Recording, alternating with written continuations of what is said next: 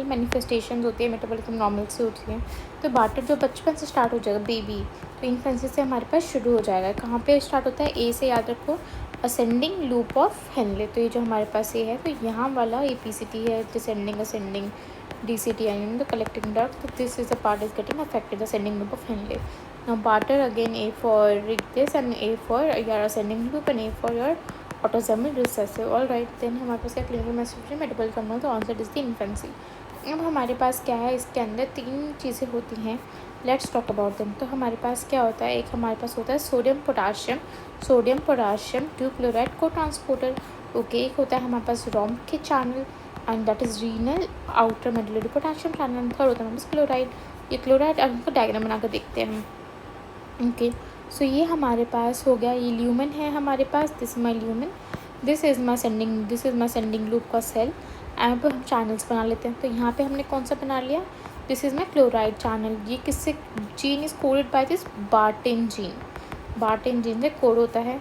Now हमारे पास के यहाँ पे एक चैनल का नाम है, that is ROMK। What is ROM? Renal after medullary potassium channel.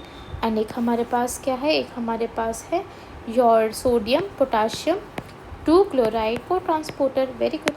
अब क्या हो रहा है हमारे पास, अब हमारे पास जो इसका जनरली इसके अंदर जाता है, हमारे पास जो एक्सक्रीशन हो रहा है वो मतलब इससे रीअब्जॉर्ब हो जाता है सोडियम पोटाशियम वगैरह। अब वो यहाँ से नहीं हो पा रहा है, मतलब वो क्या हो रहा है, वो एक्सक्रीट आउट हो रहा है। तो excretion of this into urine, उससे क्या हो रहा है, जो कैल्शियम है, सोडियम पोटाशियम 2 क्लोराइड है, उसके साथ साथ हमारा कैल्शियम भी जा रहा है। अब वो कैल्शियम जो जा रहा है उसकी वजह से हमारे पास क्या हो रहा है, हाइपर कैल्सियूरिया हो रहा है। इसकी वजह से क्या हो रहा है, स्टोन बन रहा है। इसकी वजह से क्या बन रहा है, नेफ्रोकैल्सिनोसिस इसको B बोलते हैं। अब एक तो थोड़ा सा conceptually you have to kind of learn it. तो सोडियम पोटाशियम 2 क्लोराइड चैनल हमारा नहीं चल रहा है, जिसकी वजह से हमारे पास ये सब तो लॉस हो ही रहा है, उसके साथ कैल्शियम भी लॉस हो रहा है, जिसकी वजह से हमारे पास क्या हो रहा है, हाइपर कैल्सियूरिया हो रहा है, स्टोन बन रहा है, नेफ्रोकैल्सिनोसिस भी हो रहा है। ओके, अब हमारे पास सिमिलरली साथ में हमारे पास क्या हो रहा है, जो सोडियम है उसका भी लॉस हो रहा है। सोडियम का लॉस होगा, फ्लूइड का कम होगा, स्टिमुलेशन ऑफ रास होगा, तो ज़्यादा एब्जॉर्प्शन होगा किसका, सोडियम का, और किसका एक्सक्रीशन होगा, हमारे पास जो हमारा बेचारा हमेशा मरता है, पोटाशियम और हाइड्रोजन।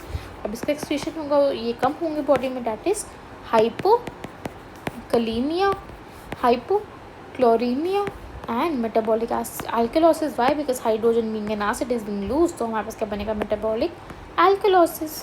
Easy, right. अब हमारे पास क्या है, ये हमने रोम चैनल चेंज पढ़ लिया। एक और चीज़ बतानी है, जो क्लोराइड चैनल है ये हमारे पास कहाँ होता है, C4 क्लोराइड, C4 कॉकलिया में होता है। और अगर ये ख़राब हो जाए तो हमारे पास एक और साइड इफ़ेक्ट आएगा, एक और मैनिफेस्टेशन आएगा, that is sensory hearing loss. All right, तो हमने ये पूरा समझ लिया।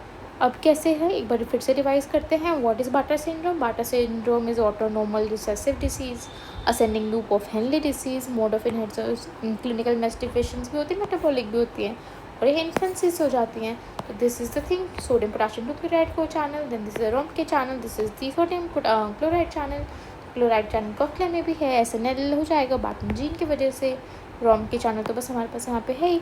जो रोम के का काम क्या होता है, ये हमारे पास इसको रेगुलेट करता है। अभी काम नहीं कर रहा तो हमारे पास जो कैल्शियम है वो भी रीअब्जॉर्ब नहीं हो पाएगा, ये सोडियम भी कम हो जाएगा, सोडियम की वजह से रास एक्टिवेट होगा, जिसकी वजह से पोटाशियम उसका एक्सक्रीशन होगा, तो there will be decrease in potassium chloride and hence metabolic alkalosis. Now this is Bartter is done. Now let's talk about the favorite one, the Gitelman, glittering liquid का Gitelman. Okay, so now we have the Gitelman one. Gitelman क्या बोल रहा है भाई, Gitelman बोल रहा है ये भी हमारे पास ऑटोसोमल रिसेसिव है। अब असेंडिंग लूप ऑफ हेनले से आगे बढ़ना पड़ेगा ना, अब यहाँ पे है, this is Gitelman, DCG। Okay, तो अब ये क्या, ये थोड़ा बड़ा बच्चा हो गया है, हम आगे आ गए हैं। अब क्या होगा, let's make a cell again. ये मेरा सेल है, ये मेरा DCT सेल है, ये मेरा ल्यूमन है। अब एक सेल है मेरा, एक ट्रांसपोर्टर यहाँ पे है, एक यहाँ पे है।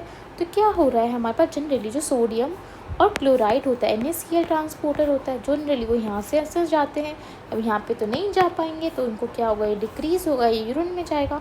सिमिलरली सामने यहाँ से मैग्नीशियम जाता है, ये भी नहीं जा पा रहा, क्यों, बिकॉज ये इस पर डिपेंडेंट है। अब क्या होगा, ये दोनों नीचे जाएंगे, फ्लूइड वॉल्यूम कम होगा, रास एक्टिवेशन होगा, रास एल्डोस्टेरोन को बढ़ाएगा, एल्डोस्टेरोन सोडियम का वापस रीअब्जॉर्प्शन करेगा, कहाँ पे, कलेक्टिंग डक्ट के अंदर। अब वही हमारे पास पोटेशियम और एक हाइड्रोजन को वापस ये लोग गोली मार देंगे, तो हमारे पास क्या निकलेगा, हमारे पास hypokalemia, chloremia and again metabolic alkalosis. But इसमें मेन क्या चीज़ है, जिटलमैन। जिटलमैन क्या है हमारे पास, magnesium.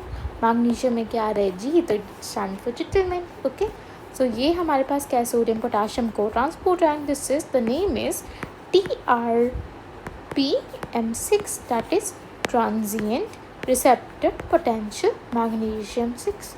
That's all for the Titterman syndrome. Now finally एक और लास्ट कर लेते हैं, then I will give you a summary. हमारे पास कौन सी की बात हो रही है, हमारे पास गाइस बात हो रही है